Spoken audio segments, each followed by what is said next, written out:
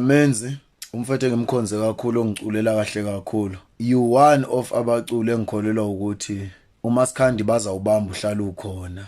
But ngiyaphoxeka ngendlela enguvu responda ngayo. Ngikubona ngathi nawe usayida nabantu abathi mazilime ezitsheni. If iyona approach ozengayo kuMasikhandi leyo, angifuni ukuthi ngithini because angisomanager yakho, angikufakeli imali ku-account but ngiyawuthenga umculo wakho, ngiyawudlala umculo wakho emotweni yami, ngiyawudlala umculo wakho ekhaya, that is a marketing. But mfethu ungavumeli usetshenziswa abantu. Mangabe uyayithanda ivoice ieffect kaLuve, bekufanele ukuthi umfonele umtshene ukuthi Luve mfowethu ngicela ukuthi usondele senze ngikufeatureishe kule ngoma yami. Uyamazi uLuve usebenzile nabokhuzane bakhipha ama hit, bane hit ngokube no space ihle. Ngeke uzositshena ukuthi nabo ungayazi ukuthi wenzani mangabe uzathatha umuntu olinganisa uLuve uzothi uyamfeatureisha. That means wena uphakamisa lo muntu ozenza uLuve abe uLuve saphila.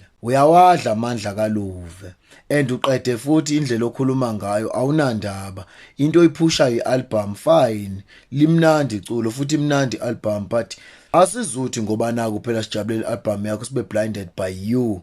Abantu aba selfish, mhlambe igama ethi selfish lizabangcono. Mina bengilindele ukuthi wena uzasitshela umfonele ubhuti uLuve ukhulume naye nibonisane ngalento, not uzositshela ukuthi uyaxolisa uqeda ubonakala ukuthi awuxolisi wena into ijahela ukuzositshela ukuthi ialbum yakho wathi abafethu awukufanele ukuba sezinkulumeni menzi. Qhubeka mfethu ku next time ufuna le effect kaLuve, featureisha uLuve, nibaningi nenze lento, nibaningi and asukwazi ke thina ukuhleli sivumela nodoti eniwenzayo ngoba naku sinisupporta nibe selfish komunye umuntu.